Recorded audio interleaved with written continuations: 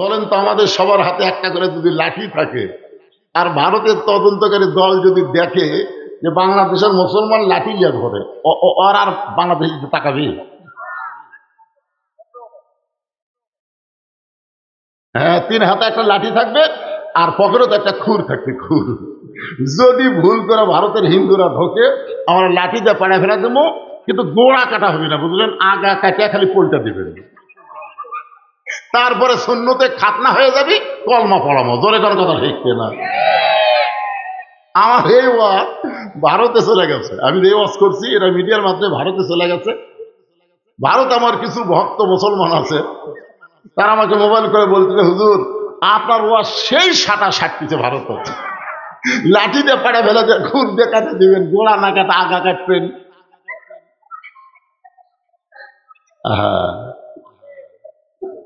এরা দেখেন শুধুমাত্র হাসিনার জন্য এরা কিন্তু আমাদের উপর রাগ করছে, জোরে কোন কথা ঠিক কি না? এরা রাগ করিস কেন? তোরকে মাল তোরকে আমরা দিয়ে দিছি, কারণ মোদিরও বউ নাই, শেখ হাসিনারও স্বামী নাই, দুইজন করে খাক, বুড়া বুড়ি লাড়ে খাক, জোরে কোন কথা ঠিক না? এরা তার করে খাবার পারবে না, এরা লাড়িয়া খাওয়া লাগবে, জোরে কোন ঠিক না?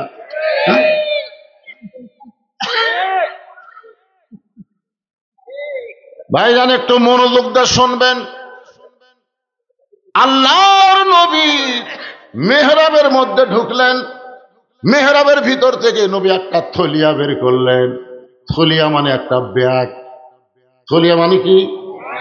ওই ব্যাগের ভিতর থেকে আল্লাহ নবী একটা জিনিস টেনে টেনে বের করতেছেন। প্রত্যেকটা সাহাবীরা তাকায় দেখে জিনিসটার কিছুই না, জিনিসটি হলো আল্লাহর পরনের একটা জুব্বা। ওসমান গনি বললেন, ইয়া রাসূলুল্লাহ, জীবনে কত জুব্বা পরে আপনি আমাদের সামনে নামাজ পড়াচ্ছেন, আজকেও আপনার পরনে একটা জুব্বা আছে, আবার আজকে এই জুব্বা দেখানোর মধ্যে জীবনের গুরুত্বপূর্ণ ওয়াজটা কি? রাসূল বললেন, সাহাবীরা রে, এই জুব্বা সাধারণ কোনো জুব্বা নয়, এই জুব্বা পরে আমি কাবার পাশে ঘুমায়েছিলাম, যেই জুব্বা আমি তোমাদের দেখাইতেছি এই জুব্বা পরে আমি কাবার পাশে ঘুমায়েছিলাম। ফেরেশতা জিবরাইল আমাকে ঘুম থেকে চেতন করলো। নবীর কাছে যখন জিবরাইল, নবী তখন ঘুমের মধ্যে ছিলেন, জিবরাইল বলে, আল্লাহ যেই নবীকে নিয়ে আপনি আরশে যাবার কইলেন, সেই নবী যখন ঘুমের মধ্যে আছে আমি কি করব? আল্লাহ বললেন, জিবরাইল নবীকে ঘুম থেকে চেতন করো। জিবরাইল বলে, আল্লাহ আমি কিভাবে চেতন করব? আল্লাহ বললেন, তোমার জিহ্বাটা বের করে নবীর বাম পায়ের তালুতে সুর করে দাও, হাত দিয়া না, তোমার জিহ্বা দিয়া সুর করে দাও। নবী যখন ঘুম থেকে চেতন পেয়ে বললেন, জিবরাইল এইটা কি করলেন? আপনি হলেন সমস্ত ফেরেশতার সর্দার, বাবা আদম থেকে আমি নবী পর্যন্ত সমস্ত নবীর কাছে আপনি ওহী বার্তাবাহ, আর আপনি এটা কিভাবে আমাকে ঘুম থেকে চেতন করলেন? জিবরাইল বলে, নবী গো, আপনি জানেন না এই চেতন আমি আপনাকে করি নাই, আল্লাহ পাক করার হুকুম দিয়েছে। আল্লাহ নবী বলেন, সাহাবীরা রে, যেই জুব্বা আমি তোমাদেরকে দেখাইতেছি এই জুব্বা পর অবস্থায় জমজমের কূপের পানিতে ওযু করলাম। জিবরাইল আমার হাতটা ধরে বললেন, হুজুর একটু কষ্ট করে আপনাকে সামনে যাওয়া লাগবে। কাবা ঘর থেকে মাত্র 170 মিটার দূরে আমি এসে দেখি একটা প্রাণীর মতন কি যেন দাঁড়িয়ে আছে, এত সুন্দর প্রাণী। আমি বললাম, জিবরাইল আমাকে ঘুম থেকে চেতন করে জমজমের কূপের পানিতে ওযু করানোর পরে এই প্রাণী কি আমাকে দেখানোর জন্য নিয়ে আইলা? জিবরাইল বলে, রাসূলুল্লাহ এটা কোনো প্রাণী নয়, এইটা হলো একটা যানবাহন, এই যানবাহনের নাম হইল বোরাক। হুজুর আপনি বোরাকের পিঠে চড়বেন, আর বোরাক আপনাকে আল্লাহর আরশে নিয়ে যাবে। এই বোরাকের পিঠে চলবেন, বোরাক আপনাকে আল্লাহর কাছে নিয়ে যাবে। নবী ছোট বাচ্চার মতন কান্না শুরু করে দিলেন। জিবরাইল বলে, রাসূলুল্লাহ আল্লাহর কাছে যাওয়ার কথা শুনে সবাই খুশি হবে, কিন্তু আপনি কাঁদেন। নবী বলে, জিবরাইল আমার আগে একজন নবী সাহস করে বলেছিল, রব্বি আরিনি, সেই নবীর নাম হলো মূসা কালিমুল্লাহ। মাইকের সাউন্ডটা আগের মতো আছে, এরা মনে হয় কি ডিস্টার্ব করে ফেলবে। এই শুরুতে যখন খুতবা দিলাম তখন যেরকম ছিল সেই সাউন্ডও পাওয়া। ফেরেশতা জিবরাইল বলতেছে, ইয়া রাসূলুল্লাহ, আপনি কি বলতেছেন? নবী বলতেছে, আমার উপর আল্লাহ যেই কোরআন নাজিল করেছে সেই কোরআনের মধ্যে একটা নবীর নাম হলো মূসা কালিমুল্লাহ। জোরে বলেন, নবীর নাম কি? মূসা কালিমুল্লাহ। সবসময় আল্লাহর সঙ্গে মাইক নষ্ট করলো ইচ্ছা করে। আমি যখন আসে ওয়াজ শুরু করলাম, যে যে অবস্থায় ছিল ওই অবস্থায় দাও, ইকো মিকো বাদ দাও। হ্যাঁ, এই বুড়া মানুষের ইকো লাগে নাকি রে? এখনকার ইয়ং জেনারেশনের বক্তা যারা, তারা ইকো ছাড়া ওয়াজ করে না। আমার আর ইকোর দিন আছে? ইকো টিকো কিছু লাগবে না, সাউন্ডটা যেন সবাই বুঝতে পারে। অত্যন্ত গুরুত্বপূর্ণ রজবকে নিয়ে নামাজের আলোচনা হচ্ছে, একটু মনোযোগ দিয়ে শোনা লাগবে। জোরে কোন কথা ঠিক? কারণ আমাদের বাংলাদেশের মুসলমানেরা সবই করে, কিন্তু নামাজটা একটু কম পড়ে। আর যারাই পড়ে মসজিদের মধ্যে বারবার খালি ঘড়ি দেখে। জোরে কোন কথা ঠিক কিনা? অথচ আল্লাহ বলতেছেন বিশ্ববরী পাঁচছানা, আগে ধৈর্য তারপরে নামাজ। মসজিদের মধ্যে যায় ঘোড়া রোগ ধরছে, 5 মিনিট পরে আসরের নামাজ হবে, এর মধ্যে তো 10 বার ঘড়ি দেখা লাগবে কেন? তাই দেখতেছি, দেখে আবার কে ভাই আর কয় মিনিট? হচ্ছে এখনো 2 মিনিট। আর ঘড়ি লড়তেছে না রে, আর ঘড়ি লড়তেছে। ওই লোকটাই মসজিদ থেকে বাহির চলে চা খাচ্ছে, 1 ঘন্টা হয়ে যাচ্ছে, একবারও ঘড়ি দেখতেছে না। ধরে কোন কথা ঠিক কিনা? তাই সাউন্ডটা একটু ক্লিয়ার করে দাও, জনগণ একটু শুনুক বাজান। হ্যাঁ, ঠিক করে দিস। এই যে তুমি এসার নামাজ পড়ছ, সত্যি করে কথা। এই নামাজের ওয়াজ হচ্ছে, ওই নামাজ পড়েনি। বিসমিল্লাহ কয় হাত দাও, বিসমিল্লাহ কয় হাত দাও। আসলে কি যে বোঝে না। আপনি যদি রোজা না করেন, হজ না করেন, যাকাত না দেন, আপনি কাফের হবেন না, আপনি গুনাহগার হবেন। কিন্তু যদি আপনি নামাজ না পড়েন, আপনি কাফের হবেন। বোঝা লাগবে না? আমরা মুসলমান হয়ে মরতে চাই, আমরা কাফের হয়ে মরতে চাই না। ধরে কোন কথা ঠিক কিনা? মরা তো লাগবেই ভাই। যতই 5 তলা 7 তলা 10 তলা বাড়ি করেন, থাকার কোনো বন্দোবস্ত নাই, মরা লাগবেই। কথা কন না, কারণ মরা লাগবে না তো কি হয়ে মরবেন? হ্যাঁ, আল্লাহ কোরআনে বলেছেন, ইয়া আইয়ুহাল্লাযীনা আমানু তাকুল্লাহা হাক্কা তুকাতিহি ওয়া লা তামুতুন্না ইল্লা ওয়া আনতুম মুসলিমুন। রাসূল বললেন, সাহাবীরা রে, এই যুগ বাবার অবস্থায় আমি বললাম, জিবরাইল, মুসা নবী আল্লাহকে দেখবার চাইছিল, আল্লাহ বলেছে লান তারানি, সম্ভব না।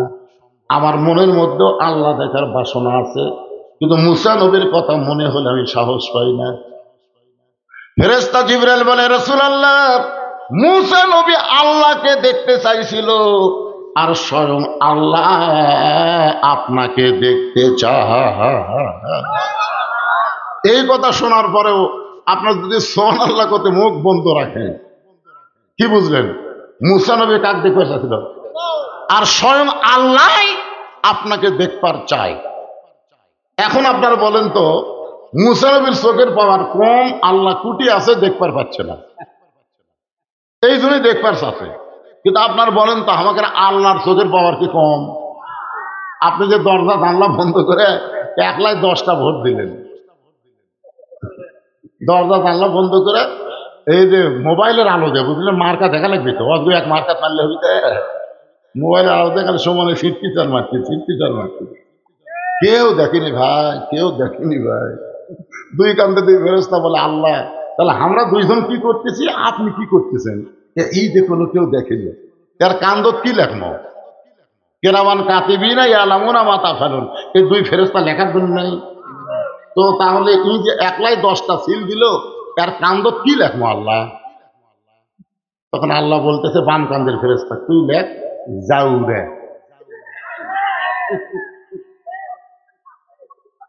জাউরা বললেন অবৈধ, তার বাপের ঠিক নাই। যার বাপের ঠিক আছে তাই 1 ভোট দিবে, আর যার বাপের ঠিক নাই সে 10টা দিবে। কি মনে করতেছেন?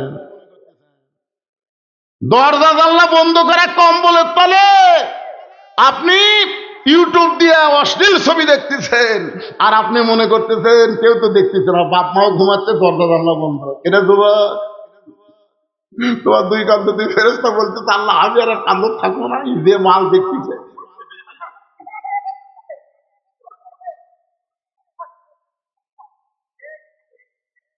কিন্তু সেই দিন নামাজের কায়েমের আন্দোলন বাংলাদেশে চালু হবে, সেই দিনকার ছেলেরা যদিও খারাপ কোনো ভিডিও চোখের সামনে পড়ে যায়, ইস্তেগফার পড়ে খারাপ ভিডিও ডিলিট করে দিয়ে প্রত্যেকটা বক্তাদের তাফসীর শুনবে। জোরে কোন কথা ঠিক না? কারণ হলো ইন্না সালাতা তানহানিল ফাহশাই ওয়াল মুনকার, একমাত্র নামাজই পারে মানুষকে যাবতীয় খারাপি থেকে বাঁচায় দিতে। তাই যুবকেরা বলো, নামাজের দরকার আছে না নাই? আরো জোরে বলেন। একটু মনোযোগ দিয়ে শুনবেন। নবী বলতেছেন, রে সাহাবীরা, যেই জুব্বা আমি তোমাদের দেখাইতেছি, এই জুব্বা পরা অবস্থায় আমি বোরাকের কাছে গিয়ে বোরাকের গায়ে হাত দিলাম। বোরাকের গায়ে হাত দেওয়ার পরে নবী ছোট বাচ্চার মতন কাঁদতেছে। জিবরাইল বলে, রাসূলুল্লাহ, এই বোরাক কি আপনার পছন্দ হয়নি?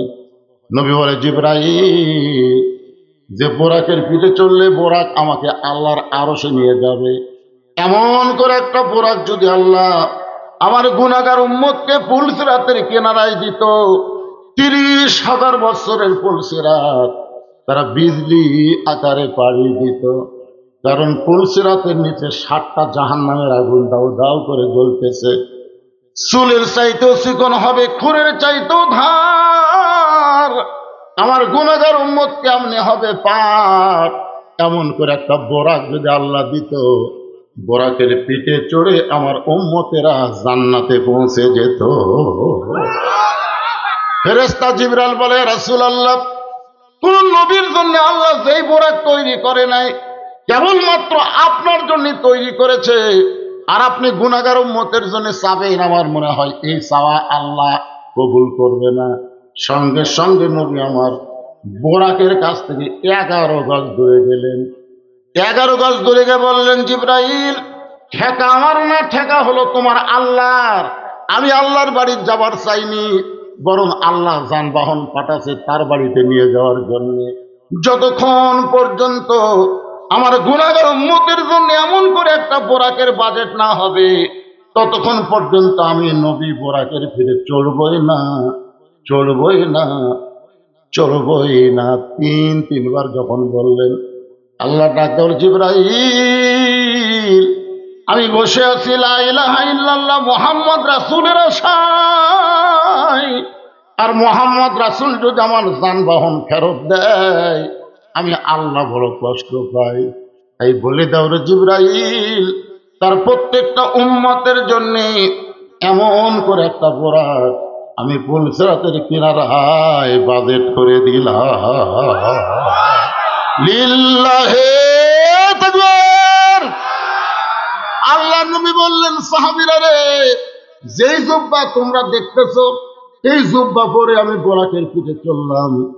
বোরাক উপর দিকে না যায় ঘোড়ার মতো দৌড়ানো শুরু করলো। আল্লাহ নবী বললেন, যে এই যে বম বম করতেছে না, এই বম বমটা বন্ধ করে। আল্লাহ নবী বললেন, জিবরাইল, তুমি না কইলা বোরাকের পিঠে চললে বোরাক আমাকে আল্লাহর আরশে নিয়ে যাবে, কিন্তু বোরাক তো ঘোড়ার মতন দৌড়ায়, উপর দিকে তো ওড়ে না, বরং মাটি দিয়ে দৌড়ায়। জিবরাইল বলে, নবী গো, এই দুনিয়াতে আপনাকে একটা আমল করা লাগবে। সে আমলটা করতে হবে বাইতুল মুকাদ্দাসের ভিতরে। সুবহানাল্লাযী আসরা বিআবদিহি লাইলাম মিনাল মাসজিদিল হারাম ইলাল মাসজিদিল আকসা। মক্কাতে কাবা ঘর হলো মসজিদে হারাম, আর ফিলিস্তিনে যেই মসজিদটি ইহুদিরা দখল করবার চায়, ওই মসজিদের নাম হইল মুকাদ্দাস।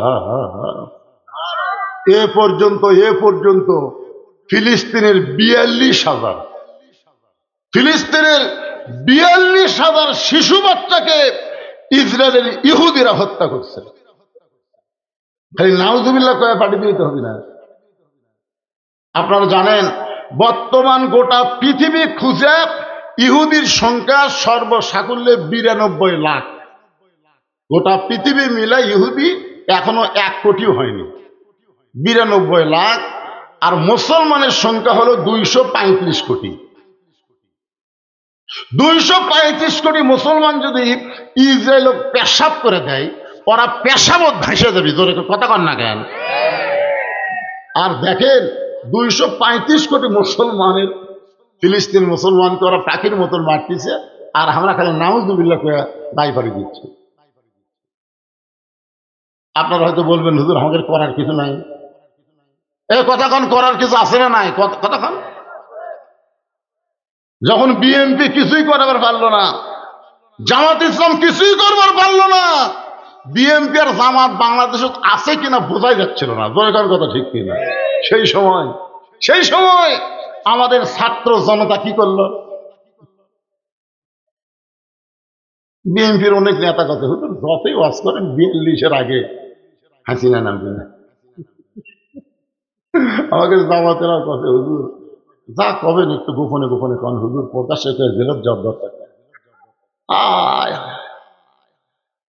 সুবহানাল্লাহ, 5 তলায় উঠে 1.5 লাখ টাকার খাট, 12,000 টাকার কম্বল পড়ে তামানে রাত 9টার সময় দিয়ে বলতেছে আমার বাড়ি আমার ঘর আমাক নামাইতে, এদেশ আমার বাপের, এদেশ আমার, 42 সালের আগে হামাক নামাইতে।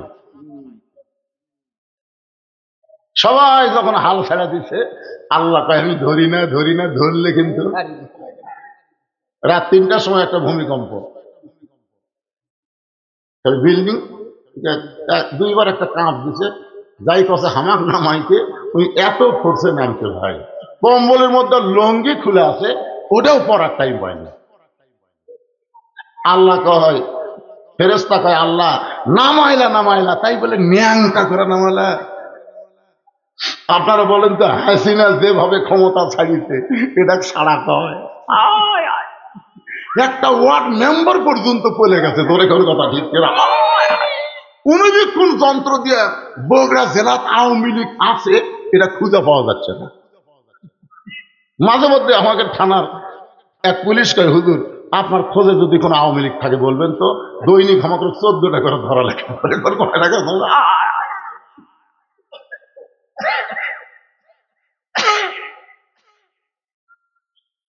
ন্যাংটা করে কে নাম আছে? কথা কর না কেন? তাহলে আমার সঙ্গে সকলে একটু বলেন, তুইজ্জু মান তাশা ওয়া তুযিল্লু মান তাশা বিয়াদিকাল খায়র ইন্নাকা আলা কুল্লি শাইইন কাদির।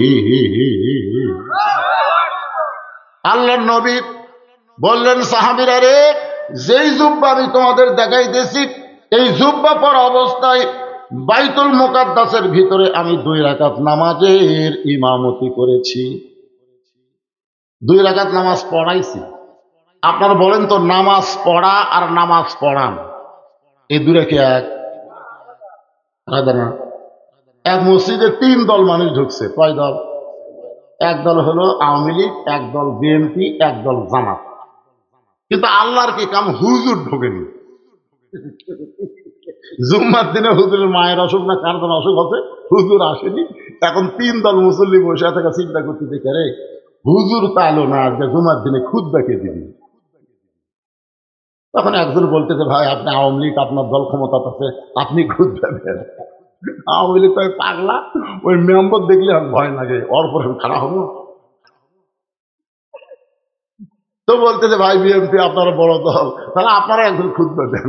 আরে পাগলা, খুব বেশি পারলে আকামত দিবার পারি, তাও কদ ঘামাতি চলা করে, কদ কামাত হবে না, কদ ঘামাতি চলা। তাই তাহলে এখন খুতবা কে দিবি? এখন খুতবা কে দিবি, নামাজ কে পড়াবি? তখন আওয়ামী লীগ বলতেছে জামাত পারবি না। এই জন্যে আগামী ইলেকশনে যারা সংসদে গেলে নামাজের আন্দোলন করবে, নামাজ কায়েমের বিরুদ্ধাপন করবে, তাদেরকেই আমাদের পাঠাতে হবে। জোরে কোন কথা ঠিক কি না? কথা বলে আল্লাহর বান্দার একটু মনোযোগ দিয়ে শুনবেন। আল্লাহ রাসূল 2 রাকাত নামাজের ইমামতি করলেন। জিবরাইল বললেন, এ রাসূলুল্লাহ, আপনি তো 2 রাকাত নামাজ পড়াইলেন, কিন্তু আপনার পিছনে যারা নামাজ পড়লো আপনি কি তাদের চিনেন? নবী বললেন, জিবরাইল, আমি তো কাউকে চিনি না। ফেরেশতা জিবরাইল বললেন, 1,24,000 নবী রাসূল আপনার পিছনে আজকে ইক্তেদা করলো, আপনি হয়ে গেলেন ইমামুল আম্বিয়া, ইমামুল মুরসালিন। রাসূল বলেন, সাহাবীরা রে, যেই জুব্বা তোমাদের দেখাইতেছি বাবা, এই জুব্বা পরে আমি ইমামুল আম্বিয়া, ইমামুল মুরসালিন ডিগ্রি পাইলাম। এই জুব্বা পরে আমি বোরাকে ফিরে চললাম। বোরাকার মাটিতে ঘোড়ার মতন না হেঁটে সাই সাই করে আসমানের দিকে উড়ে গেল। 7 আসমান পাড়ি দিয়ে সিদরাতুল মুনতাহায় বোরাককে পরিবর্তন করা হলো। আমার জন্য আল্লাহ তাআলা আর একটা যানবাহন পাঠালেন। সেই যানবাহনের নাম হলো রফ। রফ, ধরে বলেন নাম কি? রফ। রফের উপরে চড়ে আমি আল্লাহর আরশ পর্যন্ত পৌঁছে যাব। এমন সময় আল্লাহ বললেন, জিবরাইল, তুমি এখান থেকে ব্রেক করো, আর সামনে পা বাড়াবে না।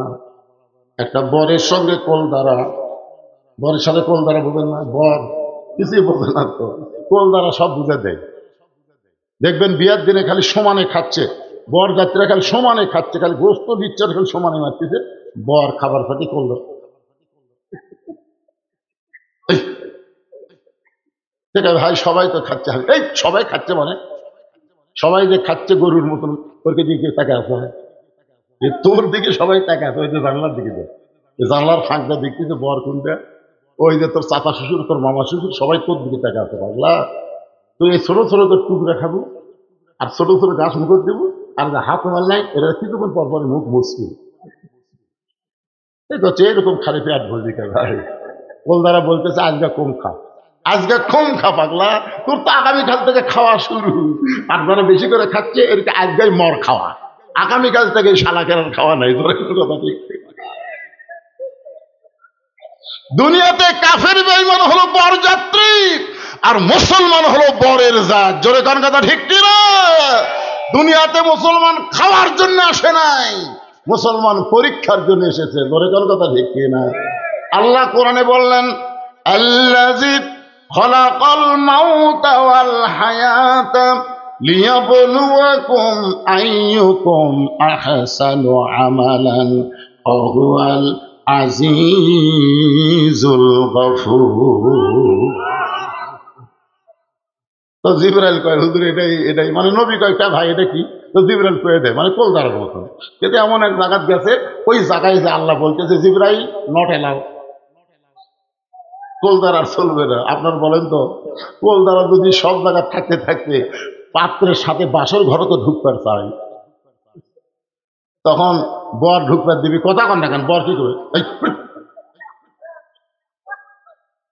তো আল্লাহর নবীর কাছে এতক্ষণ পর্যন্ত জিবরাইল ছিল, কিন্তু এমন একটা এরিয়ার মধ্যে ঢুকেছে, আল্লাহ বলতেছে জিবরাইল চলবে না, এখান থেকে নবী আমার একলাই একলাই চলে আসবে।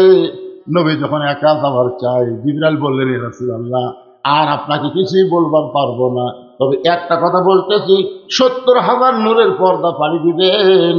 ওই জমজমের কোভের পানি দিয়ে ওযু করার সময় আপনার পায়ে যে জুতা জোড়া আছে, যেখান থেকে আমি জিবরাইল যাবার পারলাম না, সেখান থেকে আপনি জুতা খুলে একটু আল্লাহর আরশের দিকে রওনা দেন। সঙ্গে সঙ্গে নবী আমার উপর হয়ে পায়ের জুতা যখন খুলবার চাই, আল্লাহ ডাকতে বলে, রে নবী, আমার দোস্ত শোনেন, ওই জিবরাইল আপনাকে চিনে না বলে পায়ের জুতা খুলতে কয়, কিন্তু আমি আল্লাহ বলতেছি, আমার আরশে আজিম দামি হতে পারে, কিন্তু আপনার জুতার চাইতে দামি না। আল্লাহ নবী 2 জনা প্রেম করেছেন গোপনা, মাঝখানে তো জিবরাইলের জায়গা ছিল না। জায়গা যদি থাকিত আরশে আজিমে নিত, জায়গা যদি থাকিত আল্লাহর আরশে নিত, দরজার বাহিরে আল্লাহ ব্রেক করাতো না। সবাই বলেন, আল্লাহ নবী 2 জনা প্রেম করেছেন গোপনা, মাঝখানে তো জিবরাইলের জায়গা ছিল না। রাসূল বলেন, যখন কোনো কিছু আমি জানতে চাইতাম ফেরেশতা জিবরাইলের মাধ্যমে আল্লাহ আমাকে জানাইতো, কিন্তু যখন নামাজের মধ্যে দাঁড়াইতাম তখন আর জিবরাইল লাগতো না, সরাসরি আল্লাহ পাক আমারে জানাই দিত। এই জন্য নামাজের মধ্যে সেজদাকে বলা হয়েছে ওয়াসজুদ ওয়াক্তারিব। তুমি যখন সেজদার মধ্যে ঢুকে যাবে, এক জগ পানির মধ্যে এক মুষ্টি চিনি দিয়ে দুইটা ঘন্টন মারলে ওই চিনি যেমন পানির মধ্যে বিলীন হয়ে যায়, শত চেষ্টা করলেও যেমন চিনিকে আর পানি থেকে আলাদা করা যায় না। আল্লাহর কোন বান্দা যখন নামাজের সেজদায় যাবে, ওই বান্দাটা আল্লাহর মহব্বতে নিজের অস্তিত্ব বিলীন করে দিবে।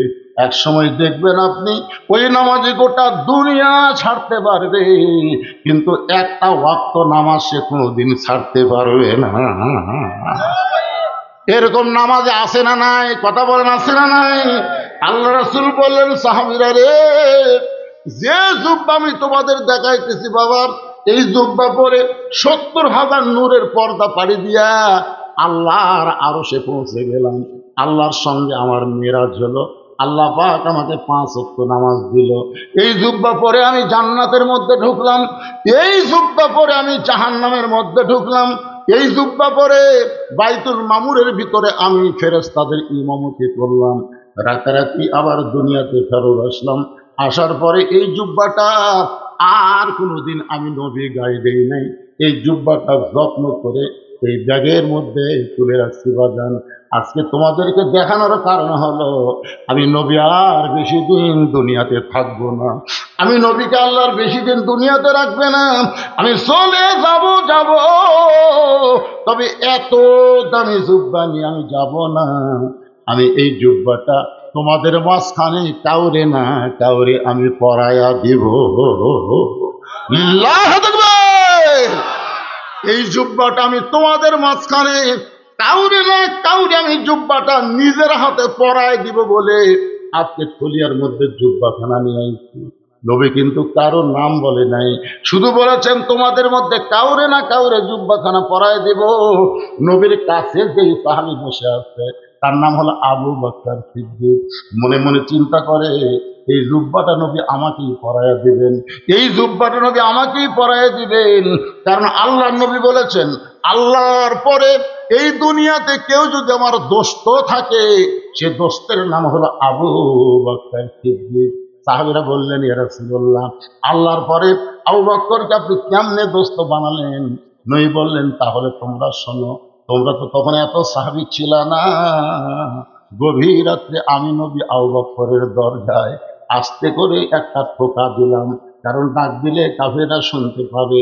এই জন্য আস্তে করে ঠোকা দিলাম, সঙ্গে সঙ্গে দরজা খুলে গেল।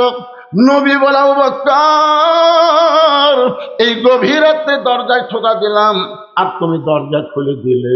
আবু বকর, তুমি কি ঘুম পারো না? আবু বকর বলে, রাসূলুল্লাহ, কয়েক মাস আগে আপনি বলেছিলেন একদিন গভীর রাত্রে মক্কা ছেড়ে মদিনায় হিজরত করা লাগবে, আমাকে সঙ্গে করে আপনি মদিনায় যাবেন। সেদিন থেকে আজ পর্যন্ত কোন রাত্রিবেলা আমি ঘুমাইনি, বরং সারা রাত আমি দরজায় দাঁড়িয়ে থাকি, কখন যেন আমার নবী আসে। নবী বললেন, সাহাবীরা রে, মাটি থেকে ৫,৬০০ ফুট উপরে গাড়ির সুরের মধ্যে উঠে আমি নবী দুর্বল হয়ে গেলাম। আবু বকরের উরাতকে বালিশ বানায়া আমি নবী কখন যেন ঘুমায় গেছি। নবী আমার একটু দুর্বল হয়ে আবু বকর উরাতকে বালিশ বানায় ঘুমায় গেছে। আবু বকর নবীর মুখের দিকে তাকায়া গান গাইতেছে, শিশুকালে মহিলা গেছে মা, গর্ভে থাকতে মরছে পিতা, নবী চোখে দেখলেন না। যেই নবী কোনোদিন কারো ক্ষতি করেনি, যেই নবীর চেহারা চাঁদের চাইতেও সুন্দর, আর সেই নবী আজকে গাড়ির সুরের ভিতরে আমার উরাতকে বালিশ বানায় ঘুম পাড়তেছে। আবু বকর তাকায় দেখে ওই গাড়ির সুরের গরমে নবীর কপাল দিয়া মুক্তার দানার মতন ঘাম বের হচ্ছে। মুক্তার দানার মতন ঘাম, ওই ঘামের আবার একটু আলো দেখা যায়, জোরে কোন সুবহানাল্লাহ। ওই ঘামের মধ্য থেকে আলো বের হচ্ছে। আবু বকরের মনের মধ্যে বড় লোভ হয়েছে, ওই নবীর কপালের ঘাম যদি একটু হাতের মধ্যে নিয়ে আমার চেহারার মধ্যে মালিশ করতে পারতাম, অন্তত এই কারণে আল্লাহ আবু বকরকে দয়া করবে এই মনে করে ডানা হাত দিয়া যখন নবীর কপালের ঘামটা নিয়ে আবু বকরের চেহারার মধ্যে মালিশ করেছে, এমন সময় গাড়ি সুর আলোকিত হয়। আলোকিত অবস্থায় দেখতে পায় ওই গাড়ির সুরের মধ্যে ছোট্ট একটা ছিদ্র আছে।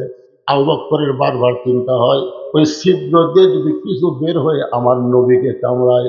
আপনার বলেন তো গর্তের মধ্যে কয়জন আছে? জোরে বলেন কয়জন? কিন্তু বারবার বলতেছে যদি কিছু বের হয়ে আল্লাহর নবীকে কামড় দেয়। দেখেন নবীর মহব্বতে নিজের অস্তিত্ব ভুলে গিয়া আবু বকর ছিদ্রের মধ্যে পাটা লাগাই দিছে, পাটা লাগাই দিছে। এমন সময় আল্লাহ তাআলা আল্লাযী খলাকাল মাউতা ওয়াল হায়াতা লিয়াবলুয়াকুম আইয়ুকুম আহসানু আমালা, আল্লাহ আবু বকরকে পরীক্ষা করার জন্য, সুন্দর আমল পরীক্ষা করার জন্য বিষাক্ত সাপকে বলতেছে, যারে সাপ যা ওই যে ছিদ্রের মধ্যে পাটা দিতে, ওই পায়ের তালুতে কামড় বসায় দেয়। একটা বিষাক্ত সাপ এসে আল্লাহর হুকুমে আবু বকরের পায়ের তালুতে যখন কামড় দেয়, কারেন্টের মতন বিষটা হইছে আবু বকরের কলিজায়। আবু বকর চোখের পানি বের করে কান্দে আর বলে, সাপরে তুই আমারে কামড় দিয়া মনে করলি আমি পা টান দিব, তুই মনে করছিস আমি পা টান দিলে তুই বের হয়ে আমার নবীরে কামড় দিবি, সেই সুযোগ আমি জীবিত অবস্থায় তোকে দিব না। আমি মরে যাব কিন্তু ছিদ্র থেকে পা টান দিব না। সাপটা বলে, আল্লাহ আপনার হুকুমে কামড় দিলাম কিন্তু পা তো টান দেয় না। আল্লাহ বলে, আবার কামড় মার। সাপটা আবার কামড় মারছে। আবু বকর বলে, সাপ রে তুই আবার কামড় মারলি, তুই মনে করছিস আমি পা টান দিব আর তুই বের হয়ে আমার নবীরে কামড় দিবি, আমি পা টান দেব না। সাপটা বলে, আল্লাহ আবার কামড় মারলাম কিন্তু পা তো টান দেয় না। আল্লাহ বলে, আবার কামড় মার, আবার কামড় মার, আবার কামড় মার। পাঁচবার সাপটা কামড় মারছে।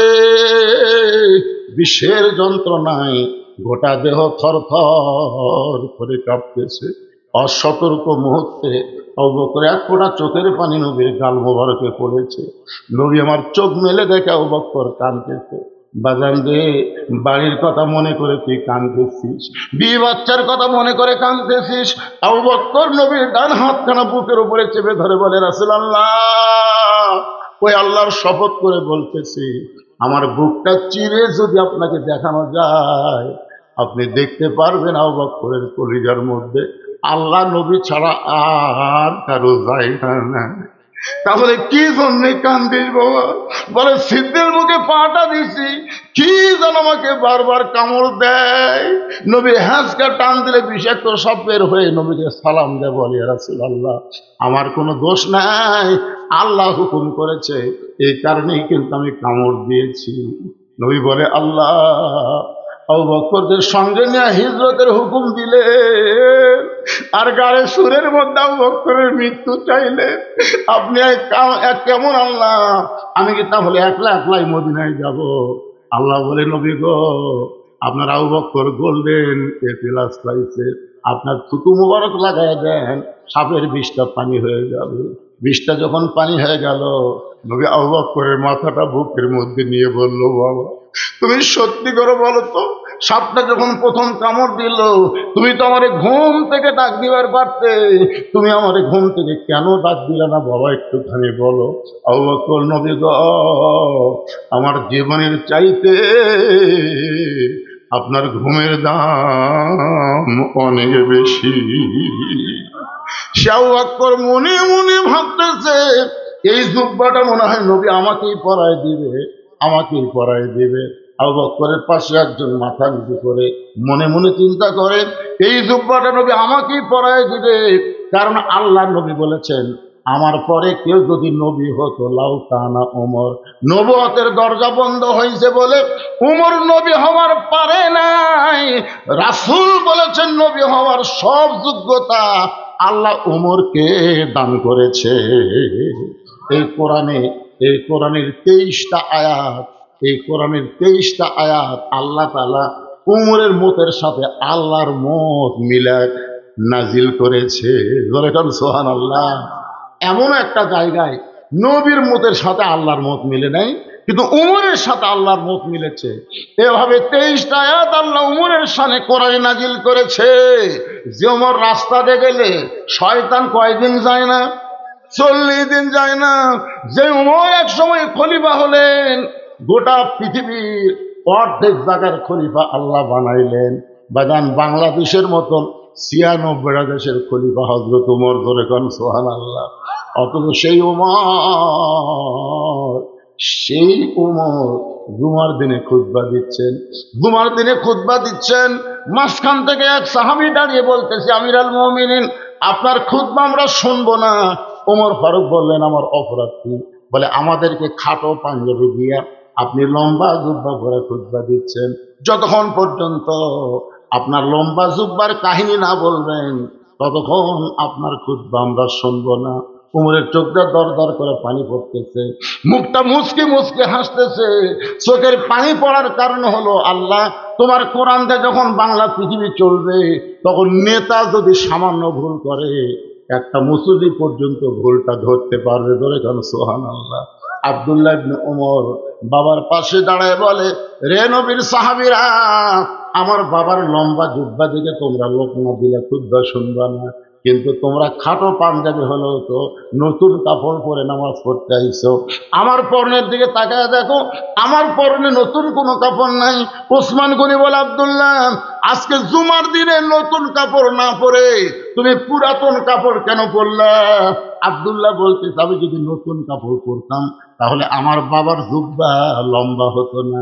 গভীর রাত্রে আমার বাবা আমার জানলার কাছে এসে বলতেছে, আব্দুল্লাহ একটা খাটো পাঞ্জাবি গায়ে দিয়ে কি আর খুতবা দেওয়া যায়? আব্দুল্লাহ বলে, বাবা আমি কি করব? ওমর ফারুক বললেন, তোরটা আমাকে একটু দান করে দে। আমার কাপড় বাবাকে দান করে দিয়া বাবার পিছনে পিছনে রওনা দিলাম, দেখি বাবা কি করে। বাবা ঘরের মধ্যে ঢুকে তার পাঞ্জাবি আমার পাঞ্জাবি একত্র করে বাবা লম্বা জুব্বা বানায় খুতবা দেয়। এখন বলো বাবার খুতবা শোনা যায় কি না যায়? সমস্ত সাহাবীরা চিল্লায় বলে, আল্লাহর কোরআন দিয়ে যখন রাষ্ট্র চলবে, এমন ভালো মানুষকে নেতা হিসাবে দেখা যাবে।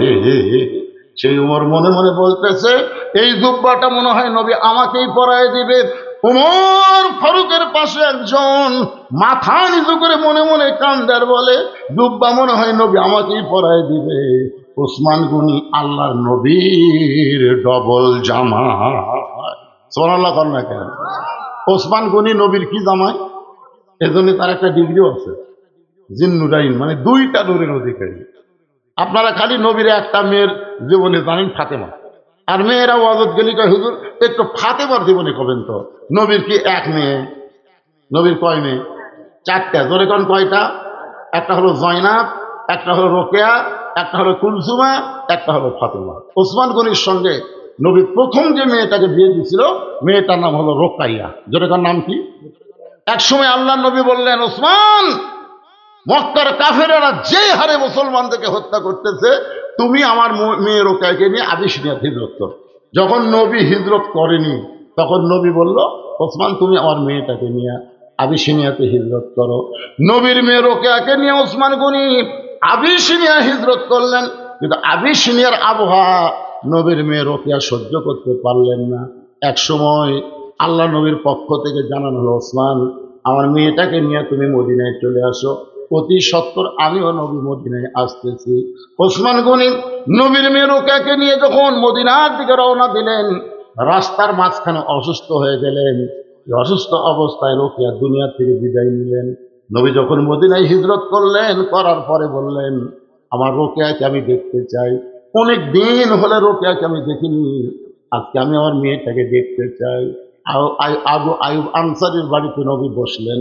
এমন সময় ওসমানকে ডাকা হলো। ওসমান গনি নবীর পায়ের কাছে বসে কাঁদতেছে। আল্লাহ নবী বললেন আমার রোকেয়া কোথায়? বলে ইয়া রাসূলুল্লাহ, রাস্তার মাঝখানে রোকেয়া দুনিয়া থেকে বিদায় হয়ে গেছে। নবী বলল ওসমান কান্দো না, আমার আর একটা মেয়ে আছে, আমি সেই কুলসুমাকে তোমার সঙ্গে বিয়ে দিব।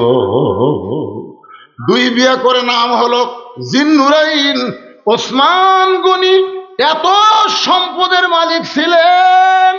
একদিন আল্লাহ নবী বলে ওসমান, আল্লাহ তোমাকে কত সম্পদ দিয়েছে? বলি ইয়া রাসূলুল্লাহ, এই যে উট দেখতেছেন, এত গুদাম, আমার সম্পত্তির এত গুদাম, এই গুদামে মাল ভরা আছে। আর এই উটটার পিঠের উপরে দেখতেছেন চাবি, এই চাবি নিয়ে উটটা ক্লান্ত হয়ে যায়। এখন চিন্তা করেন, চাবি ধোয়াইতে যদি একটা উট লাগে। আল্লাহ রাসূল বলে ওসমান, তাহলে আল্লাহ তোমাকে অনেক সম্পদ দান করেছে, আমি যদি বলি সব সম্পদ আল্লাহ দেওয়া লাগবে? ওসমান গনি বলে হুজুর, তাহলে সব সম্পদ যদি আল্লাহকে দেওয়া লাগে, এই উট সহ আমি আপনাকে দিয়ে দিলাম। আল্লাহ মানে উটের উপরে তো চাবি আছে, চাবি আছে, তাহলে উঠ সহ হইলেন, সব সম্পত্তি দেওয়া লাগবে, খামাখা উঠলে আমি কি করবো? সব আল্লাহ দিয়ে দিলাম। সঙ্গে সঙ্গে নবী আসমানের দিকে তাকায় থাকে, আল্লাহ আল্লাহ, এইটা কে? সালা মাত্র একটা বার নিজের সম্পদ দিয়ে খেয়াল করেনি, তোমার দিকে খেয়াল করে সব দিল। আল্লাহ বললেন ওসমান, সবই যদি দিয়ে দাও তোমার থাকলো কি? ওসমান দৌড়ে এসে নবীর হাত ধরে বলতেছে,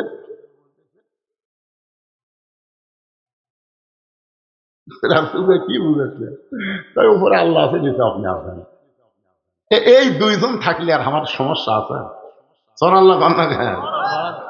আজকে যখন আপনাকে বলা হবে বাবা এই মাদ্রাসার জন্য কিছু দেন, তখন আপনারা ওই দিকে তাকাবেন, আপনারা তাকাবেন পকেটের দিকে। না, মসজিদের দান বাক্স মুখের সামনে দিয়ে যাচ্ছে, মসজিদের দান বাক্স বুঝলেন, একেবারে পকেট দিয়ে খেয়াল করে দেখে 500 টাকার লোট আছে, 200 টাকার লোট আছে, 100 টাকার লোট আছে পারে, কিন্তু 10 টাকা নাই। এখন চিন্তা করি, 10 টাকা নেয় একেবারে দান বাক্স এমন করে ঠেলা মারবে, 3 জন পার হয়। ওরা 3 জন বলতেছে আল্লাহ তো গ্রহণ করুক রে। দুই কান্দে দুই ফেরেশতা বলতেছে আল্লাহ এর পকেটের খবর আপনি জানেন না, 500 আছে, 200 আছে, 100 আছে, খালি 10 নেই। ইতিহারে দান বাক্স ঠেলা মারলো, এর রেজাল্ট কি? আল্লাহ কই দান বাক্স ঠেলা মারেনি তো, এই জান্নাত ঠেলা মারতে। চিন্তা করে দেখেন, এই মাদ্রাসার জন্য যদি এখন আপনাদের কাছে 10টা মিনিট আমি চাই, যদি চাই, উঠবেন? উঠে যাবেন তারা? টাকা চালিয়ে কবি দান চাচ্ছে থাকুন মারে। আল্লাহ কবি তোল্লাকাল মুনাফিক, দরকার নেই।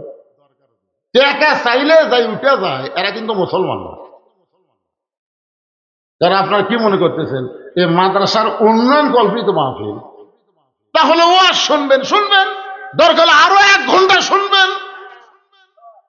জুব্বা নবী কাক পরায় দেয়, নিজের চোখে আমরা দেখে যাবো, দূরে কোন কথা ঠিক কিনা, কিন্তু টাকা চালিয়ে লাভ দিয়ে উঠবো, এইটা কোন শুরু? উঠে যাওয়ার নিয়তে না, এই তেজের কাছে আসার নিয়তে আপনারা আসবেন। আমি আপনাদের কাছে বেশি না, মাত্র 100টা কোরআন শরীফ এই নবীর মাদ্রাসার জন্য বিক্রি করবো। 100টা কোরআন শরীফ এই মাদ্রাসার এতিম বাচ্চাদের হাতে তুলে দেওয়া লাগবে। একটা কোরআন শরীফ মাত্র 500 টাকা দাম। আপনি যদি মনে করেন হুজুর আমি একলাই 10টা দেবো, 5000 দেবেন, 2টা দেবো 1000 দেবেন, হুজুর আমি 1টা দেবো 500 টাকা দেবেন। পৃথিবীর শ্রেষ্ঠ দান নবীর মাদ্রাসায় একটা কোরআন। এত বড় দান আর কোথাও নাই, কোরআন শরীফ দান করে। আমি সরাসরি কোরআন শরীফ চাচ্ছি না, আপনি 500 টাকা দিবেন, একটা কোরআন দানের সওয়াব আল্লাহ আপনার বাপ মাও দিয়ে দিবে যদি মরে যায়, আর বাঁচা থাকলে আল্লাহ হায়াত দিবে, আপনাকেও কোরআন দানের সওয়াবে অংশের মধ্যে আল্লাহ ফেলে দিবে।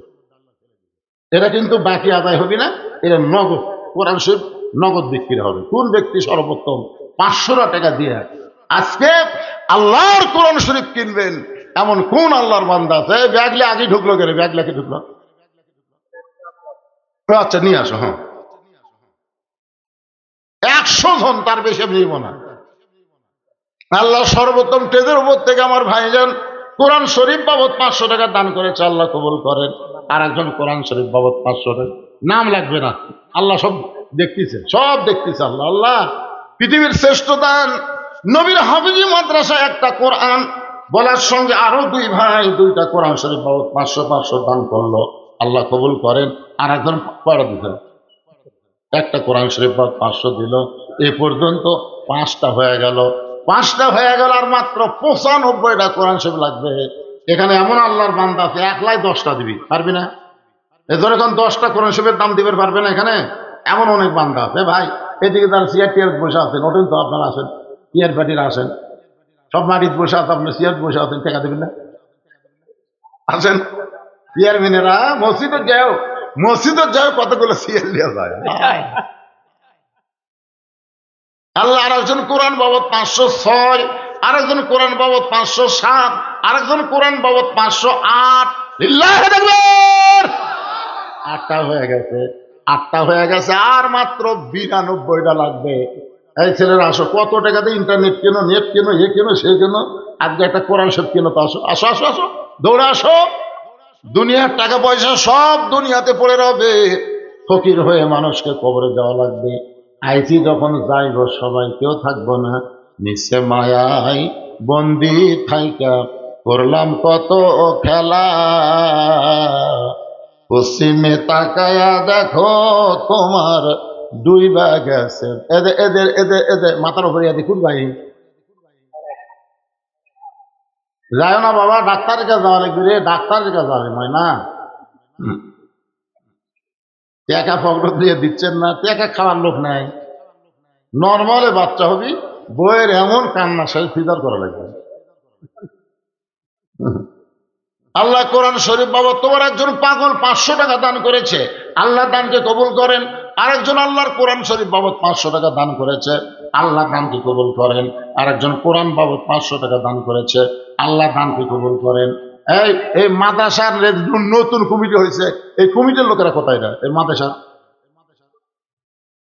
মহিলাদের মধ্যে কে দেবে? আচ্ছা আচ্ছা, মাদ্রাসার বাচ্চারা, বিশ্বস্ত মানুষকে মহিলাদের মধ্যে পাঠা লাগবে, তারপরে 1-2 টাকা দিলে আড়াই দিন চলে যাবে। আপনারা কি মনে করছেন হিরোইন খোর গাঁজাখোর নাই? আপনাকে নগাদ মনে হয় নাই? সেই জন্যে বিশ্বস্ত আপনারা মাহফিল কমিটির লোকেরা মহিলাদের মধ্যে যাকে তাকে পাঠিয়ে দেবেন না। একেবারে ছোট বাচ্চা পাঠাবেন, মেয়ে মানুষ দেখলে তার কিছুই হয় না। অথবা এমন বুড়িয়া মানুষ পাঠাবেন যাই কিছুই আর বুঝতেছে না। এই বুড়িয়া না হয় একেবারে ছোট বাচ্চা। আল্লাহ আরেকজন কোরআন শরীফ বাবদ 500 টাকা দান করছে, আল্লাহ দানকে কবুল করেন। আরেকজন কোরআন বাবদ 500 টাকা দান করলো, আল্লাহ দানকে কবুল করেন। দানকারী গো পিতা মাতা, চোখে রাইখো কবরে, নূরের টুপি পরাইয়া উঠাবেন রোজ হাসরে। আমি যে ঘরে আমাকে বসতে দিয়েছিল, মাদ্রাসার ঘর, ওই ঘরে তো আমার জানলা নেই, বুঝলেন? আমি বাতাস পিপির করে আসে, ওরা চাদর টাঙ্গে তো তো আমি জানি না। পরে চান্দা দেখি কেড়ে এই 2টা জানলার 2টা ঠাই দেওয়া লাগবে, ঠাই মনে হয় ইয়া লাগাছে আর কি। হ্যাঁ, আপনার জানলার গ্রিল লাগায়নি? গ্রিল লাগানো, তাহলে ঠাই লাগা লাগবে, ঠাই 2টা ঠাই দিবেন। আল্লাহর কোন বান্দা আছে নবীর ঘরে 2টা ঠাই লাগাবেন? নিজের ঘরত লাগাছেন আর নবীর ঘর লাগাবেন না? 2টা ঠাই। আল্লাহ তোমার একজন বান্দা 100 টাকা দান করছে, 100 টাকা যেগুলো দিবেন 100-200 এগুলো দান, আর 500 টাকা হলে কোরআন। এদিকে সব কোরআন শরীফ আর এদিকে সব দান শরীফ, জেনে দেন। আপনি 100 বারেন 200 বারেন দেন, দেন দেন, সবাই দেন ভাই, দেন দেন, আল্লাহর রাস্তায় দান করেন। ঠাই 2 জনের কাছে 2টা ঠাই চাইলাম। এমন কোন আল্লাহর বান্দা নাই যে নবীর ঘর আপনি ঠাই দিবেন, আল্লাহ তার বাপ মায়ের কবরকে জান্নাতের বাতাস দিয়ে দিবে। ধরে কোন আমিন। বাপার কবরকে জান্নাতের বাগান বানানোর জন্য একটা ঠাই দেওয়ার কোন আল্লাহর বান্দা আছে? হুজুর আমরা জানলাম তাকে ঠাই দেবো। হুজুর নবীর ঘর। মাদ্রাসা কার ঘর? কথাও কয় না রে বা। মাদ্রাসা কার ঘর? মসজিদ কার ঘর? আল্লাহর ঘর মসজিদ, মাদ্রাসা হলো নবীর ঘর। একটা ঠাই দিবেন এমন একজন আল্লাহর বান্দা আসেন। আল্লাহ তোমার একজন বান্দা 100 টাকা দান করছে, আল্লাহ দানকে কবুল করেন। আজকের মাহফিলের সভাপতি সাহেব আপনি, আপনি কি দিতে চাচ্ছেন?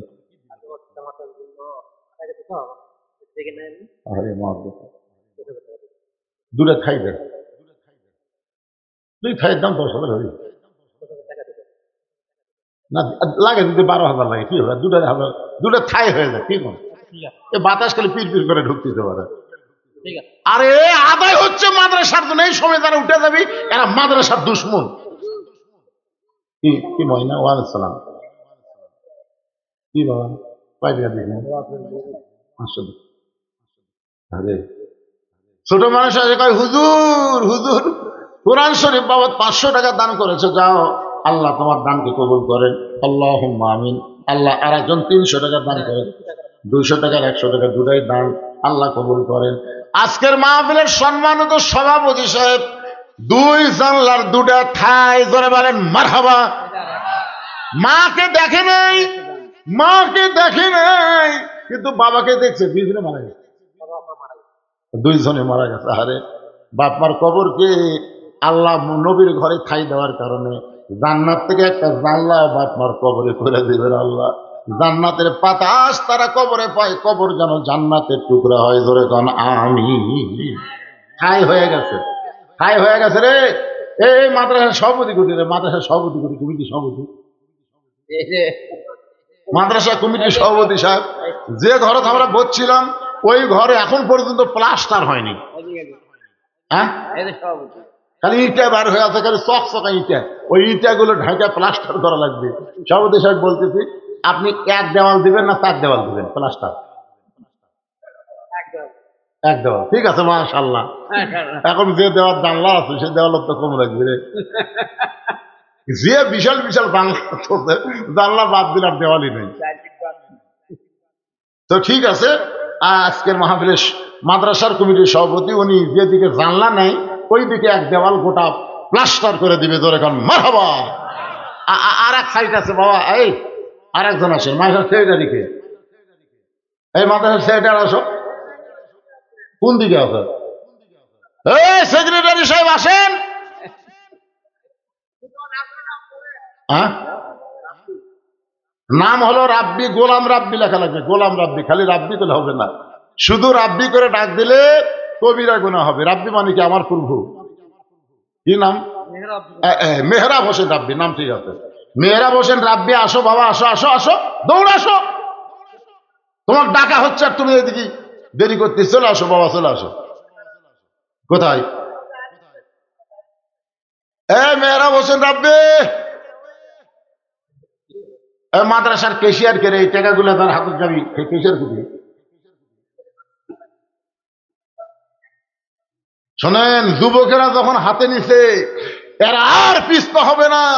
বিএনপি জামাত বুড়াগুলো যখন পারলো না, যুবক দিয়েই কিন্তু হাসিনা পলালো। এখন কথা ঠিক কিনা? এই যুবকেরা প্রথম আবু সাইদ জীবন দিয়ে দেখা দিল যে বাতিলের বিরুদ্ধে প্যা প্যা করলে হবে না, জীবন দেওয়া লাগবে। এখন ঠিক কিনা? এই যুবক দিয়ে এবার মাদ্রাসার কাম হবে ইনশাল্লাহ। এক হুজুর আসা সব কটা মুরগির ছায়ের মতো লিয়ে চলে গেছে। এই মাদ্রাসা ভাঙ্গে দেখা গেল, হুজুরের মনে করছেন কম কিছু হবে, দেরি করেন। কিছুদিন পরে দেখবেন হুজুরের মুখ দেখা হয়ে গেল। হ্যাঁ, কি হচ্ছে? তুমি সেই তো দেওয়াল তো 4টা, যে ঘর বসছিল 1 দেওয়াল দিচ্ছে সভাপতি, তুমি আর 1 দেওয়াল খালি প্লাস্টার করে দিবে। এটা কিন্তু জানলা ছাড়া দেওয়াল, 2 জানলা জানলা না না, এই 2টা যদি হয়, ওই 2টার তো সিমেন্টই লাগবে না। ঠিক আছে, লিল্লাহু আকবার, মাশাআল্লাহ। জানলা ছাড়া 2 দেওয়াল প্লাস্টার হয়ে গেছে। এখন জানলা আলা দেওয়াল, বিশাল জানলা, কিন্তু যাই দেখেন জানলা বাদ দিলে দেওয়ালই নেই। এই কেশিয়ার সাহেব কি আছে? কেশিয়ার সাহেব আসেন। কেন যুবক সদস্যগুলা তারা কেউ এরকম ইচ্ছা করে পারে না? একটু বলো যুবকেরা, বলো বাবা বলো। মা অসুস্থতার জন্য একজন কোরআন শরীফ বাবদ 500 টাকা দান করেছে, আমরা দোয়া করে দিলাম আল্লাহ মাকে পুরোপুরি সুস্থতা দান করেন। ধরে কান আমিন। না, গোটা ঘরেই প্লাস্টার করা লাগবে। আপনাদের মধ্যে কেউ আছেন যে হুজুর একটা দেওয়াল, জানলাল একটা দেওয়াল প্লাস্টার করতে যা লাগে 5-7 বস্তা সিমেন্ট যা লাগে আমি দিয়ে দেবো, এরকম কোন আল্লাহর বান্দা আপনাদের মধ্যে আছেন? বলেন বলেন, একটু বলেন। আদায় শুরু করলে লোক উঠে যাওয়া, এটা ভালো রক্ত না। কারণ ওয়াজ শোনার আমলই তো আদায়। আপনি যখন দান করবেন তখন আপনার বিশ্বাস আখিরাতের প্রতি হবে। দান না করা বলতে দুনিয়া দুনিয়া দুনিয়া দুনিয়া, আখিরাতের প্রতি কোনো বিশ্বাস নেই। মাশাআল্লাহ, একজন 200 টাকা দান করছে, আল্লাহ কবুল করে। এই ছেলেরা, এই ব্যাগলারা কোথায়? এখন ভিতরে ব্যাগ নিয়ে ঢুকো, 10 টাকা 20 টাকা যে যা পারে আল্লাহর রাস্তায় দান করবেন। ব্যাগকে ফেরত দেবেন না, কিঞ্চিত হলেও দেবেন, কিন্তু বঞ্চিত করবেন না। এই পিছনের ভাইরাই আপনারা সামনে আসেন, তো আবার আলোচনা শুরু হবে। আসেন আসেন সবাই সামনে আসেন, আদায় শেষ, এখন আবার আলোচনা শুরু হবে। আসেন, পিছনের লোকেরা জায়গা পরিবর্তন করে খালি সামনে আসেন, উঠবেন আর বসবেন। 2 বছর ডাক্তারের কাছে যাওয়া লাগবে না, ঝাঁকি দিয়ে উঠবেন আর ঝাঁকি দিয়ে বসবেন। রোগ বেদি বেলায় কুটি চলে যাবে, আর সদকাতু তারুদ্দুল বালা। আর কোরআনকে আল্লাহ যাবতীয় রোগের ঔষধ হিসেবে নাজিল করছে। এখানে খুঁটির মতন বসে আছেন, বারে লড়ে না রে, পাথরের মতন শরীর ভারী হবি রে, না লড়লে। সামনে আসেন, এই সামনে আসেন, জিজ্ঞেস করেন আর সামনে আসেন। লা ইলাহা ইল্লাল্লাহ, লা ইলাহা ইল্লাল্লাহ, লা ইলাহা, লা ইলাহা ইল্লাল্লাহু মুহাম্মাদুর রাসূলুল্লাহ। সকলে বলি সাল্লাল্লাহু আলাইহি সাল্লাম। ওসমান গনি মাথা নিচু করে মনে মনে ভাবতেছে, এই জুব্বাটা বুঝি নবী আমারই পরায় দেয়, কারণ আমি হলাম আল্লাহর নবীর ডবল জামাই। ধরে কোন কি জামাই? শুধু ডবল জামাই না, যারা হজ করেছেন, এখানে যারা হাজী সাহেব আছেন, তারা যদি জান্নাতুল বাকির মধ্যে প্রবেশ করেন, জান্নাতুল বাকির মধ্যে প্রবেশ করার সময় দেখবেন আরবিতে একটা বিশাল সাইনবোর্ড দেওয়া আছে। ওই সাইনবোর্ডের মধ্যে লেখা আছে, এই জান্নাতুল বাকির মধ্যে কম করে হলেও 10,000 নবীর সাহাবী ঘুমায় আছে। জোরে গান সুবহানাল্লাহ। রেহেনা নামে মেয়ে মানুষই বেশি দিল রে, মা রেহেনা। মা রেহেনা তো আমি ধরে পারতেছি না। রেহেনার কেউ যদি এখানে থাকে, 5 বস্তা সিমেন্ট দিলে এর সাথে একটু বালু টালু দিয়ে একটা দেওয়াল হয়েই যাবি। কি মনে হবি না? ছোট্ট না ঘরটা, একটা দেওয়াল হয়ে যাবে। রেহেনা 5 বস্তা সিমেন্ট দান করবে, আল্লাহ মা রেহেনাকে কবুল করেন। মা ফাতেমার সঙ্গে আল্লাহ জান্নাত দিবেন। নবীর মেয়ে ফাতেমা এমন একজন মেয়ে, একটু খেয়াল করবেন। নবীর মেয়ে ফাতেমার কথা একটু পরে আসতেছি ভাই, যেটা বলতেছি, ওই জান্নাতুল বাকির মধ্যে ঢুকবেন। হজ করতেন তো, মাশাআল্লাহ। কে দিল? কোরআন শরীফ বাবুকে একজন 500 টাকা দান করেছে, আল্লাহ দানকে কবুল করেন। হজ তো করতেন, মাশাআল্লাহ। তাহলে জান্নাতুল বাকির মধ্যে ঢুকতে গেলে, আপনি করছেন, জান্নাতুল বাকির মধ্যে ঢুকতে গেলে সর্বপ্রথম যার কবরটা পাবেন, সর্বপ্রথম যেই সাহাবীর কবর, ওই কবরটা হলো ওসমান গনির কবর। ছোট্ট একটা পাথরের মধ্যে খোদাই করে ছোট্ট করে লেখা আছে ওসমান গনি, ওসমান গনি। আরে নবীর কাছে সাহাবা বলতেছে, ইয়া রাসূলুল্লাহ, আজকে 3 দিন হলে কিছুই খাইনি, হুজুর একটু আমাকে খাবার ব্যবস্থা করেন। সঙ্গে সঙ্গে নবী এভাবে জুব্বা তুললেন। সাহাবী তাকায় দেখে নবী ক্ষুধার জ্বালায় পেটে পাথর বান্ধা বসে আছে। সাহাবী বলে, ইয়া রাসূলুল্লাহ, আমি ক্ষুধার্ত, কিন্তু আপনার মতন এত ক্ষুধার্ত না। এই বলে সাহাবী যখন চলে যায়, নবী পিছন থেকে ডাকতে বলে, আম্মা সাইলা ফালা তানহার। রে সাহাবী, তুমি আমার কাছে সাইল করলে, আমি কিছুই দিবার পারলাম না।